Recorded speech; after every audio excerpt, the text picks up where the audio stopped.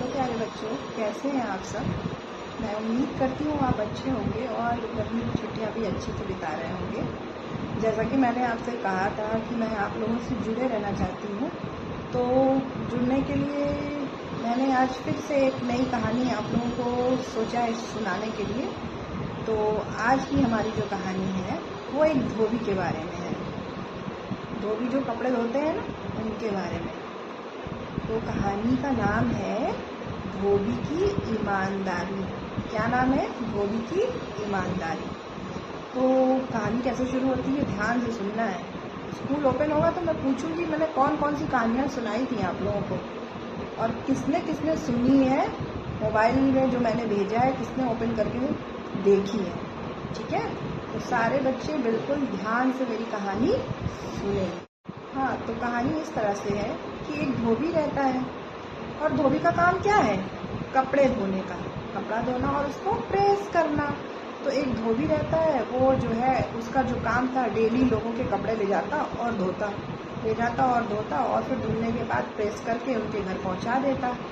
एक बार जो है धोबी कपड़े धो रहा था, तो उसमें से कुछ कपड़ों में से उसे कुछ रुपए मिले, और वो कुछ नहीं थे रुपए, बहुत ज़्यादा थे, बहुत ज़्यादा रुपए थे।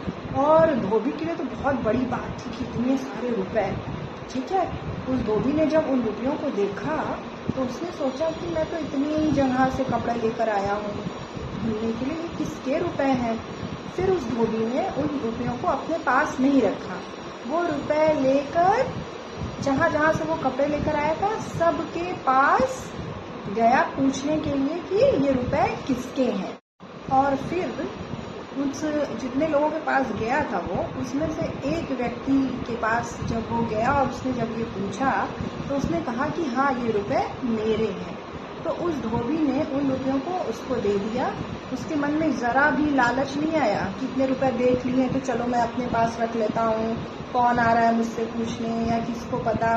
लेकिन उसने क्या किया, ईमानदारी से उस व्यक्ति के पैसे उसको वापस कर दिए। भाई, आपके पैसे हैं, ये रुपए आप अपने पास रख लीजिए।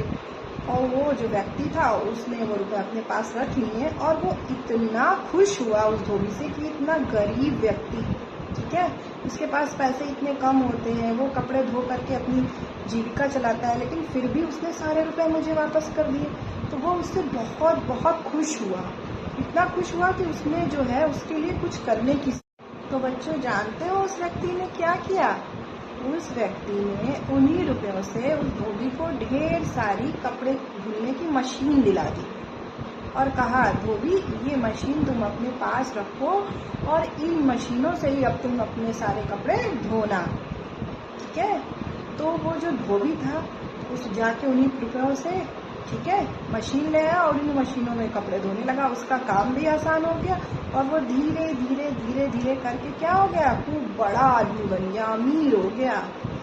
समझे बच्चों? तो इससे हमें क्या समझ में आता है कि धोबी बहुत ईमानदार था। वो चाहता तो लालच करता और उनको पैसे मत लौटाता, लेकिन उसने जो है ईमानदारी दिखाई और सारे रुपए उसको ले जाकर दे दिया, और वो व्यक्ति उससे प्रभावित हुआ और उसे नई मशीनें दिला दी, और वो ईमानदारी के बल पे अमीर बन गया। तो इस कहानी से हमें क्या सीख मिलती है बच्चों?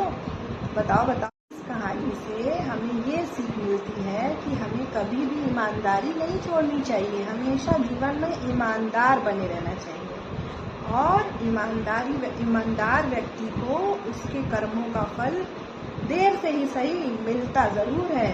तो हमें भी एक दूसरे के साथ अच्छा व्यवहार करना चाहिए और ईमानदारी से रहना चाहिए। जैसे आपके बैग में अगर किसी के पेंसिल आ जाती है गलती से, तो आप उसे अपने पास नहीं रखते हैं। जैसा मैंने आपको सिखाया है, आप पूछकर जिस बच्चे की है उसे वो पेंसिल लौटा देते हैं और अपनी ईमानदारी का परिचय देते हैं, है ना बच्चों? चलो, फिर मैं आप लोगों से मिलती हूँ। Bye bye, love you.